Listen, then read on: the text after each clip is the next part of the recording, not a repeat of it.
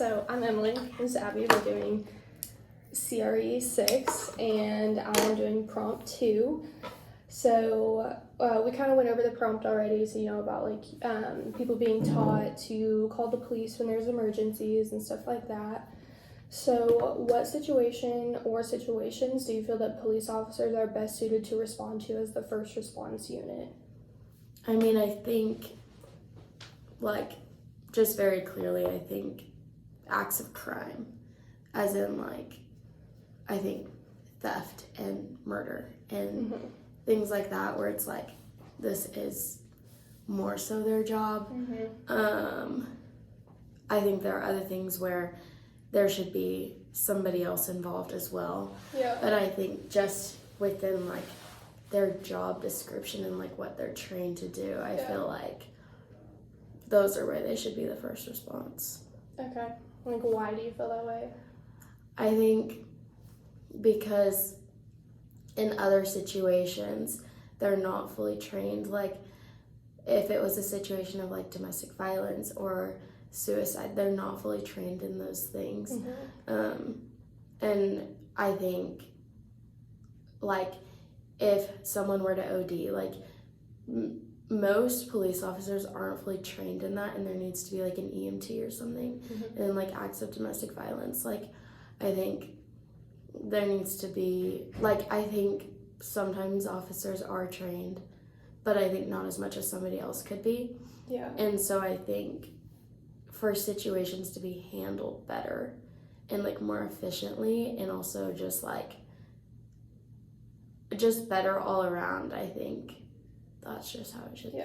One I was thinking of was a mental illness thing. I don't know that police should be the first responder to that, just because I get that people just see them as being kind of dangerous because of how they're behaving. They're behaving really erratically, making strange choices, they're going to do stuff that they wouldn't normally do, but that doesn't mean they're particularly dangerous. They're, in most cases, they're more at risk to harm themselves than others. So I don't think police are the best responders to that type of situation. Yeah, I feel those situations are always handled incorrectly by police officers too. Yeah, a lot of times handled with force, and we learned that obviously that force can become deadly even though it's not created or taught to be deadly.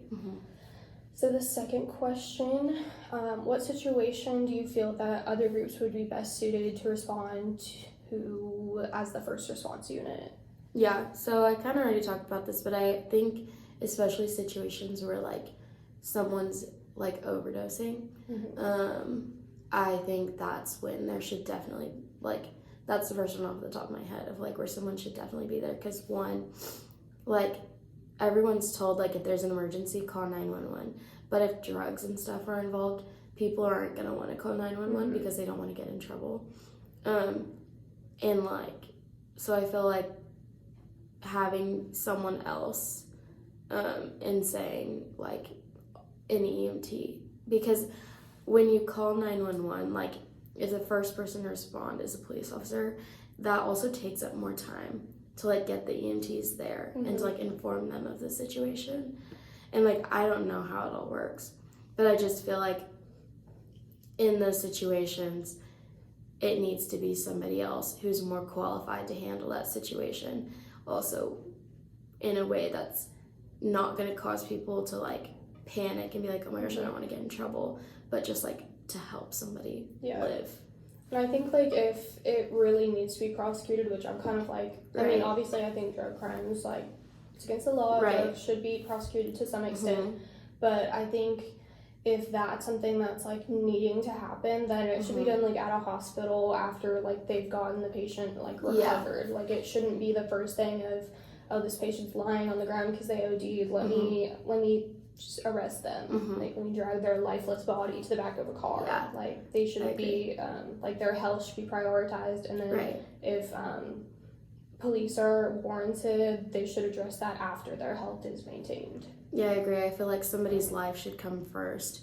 And so while it is illegal, I think honestly, and I don't know the brain of any police officers, I'm not a police officer, so I don't know what they're going through, but I feel just the way that their brain is wired, they'd probably be more likely to be like, okay, well, one, you're doing something illegal, so let's prosecute you for that and like let's arrest you. When in reality, I think somebody's life should come first and then that should come second, and be like, let's get you healthy and then let's deal with the fact that what you did was illegal. And I think that out of fear, like, people aren't going to prioritize that because their initial response is, oh, I don't want to get in trouble. Yeah. And so then it's like this delayed thing. And so I just feel like to put like people's lives first, that's just rather than like the law. All right, so which groups do you think would most benefit from a non-police first response? I mean, we're kind of talking about like drugs and I think, like, personally, I feel like that's a good group that would benefit, because a lot of people just don't call 911 out of, like you were saying, out of fear for getting arrested or getting into trouble. But I feel like a lot of the, especially with fentanyl, like, fentanyl has become this huge, super prominent, like, killer in drugs. And I know a lot of people have passed away due to, like, a drug overdose or something's laced with fentanyl, and they're scared to call 911, so they end up seeing their friend pass away because they overdosed because their recreational drug that, like, this 16-year-old wanted to try was laced with fentanyl, and they're too scared to call 911. So I think it results in a lot of unnecessary fatalities. Yeah, I definitely agree. I kind of answered that one, but yeah, you did, we were collaborating on the last one, so just kind of building off that.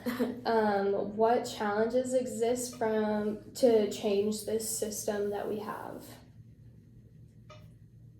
I think people have very differing opinions, and it's definitely like a system that like would have to, my stomach just growled, but like I think it would have to be something that's like voted on and people would have to agree on it. And I feel like there's a lot of differing sides and opinions, because I feel like there's a lot of people who would be like police first, and then it's like, how do you separate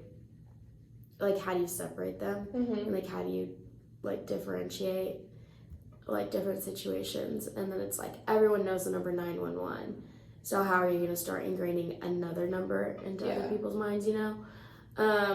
But I think like it's important to like create an alternative and like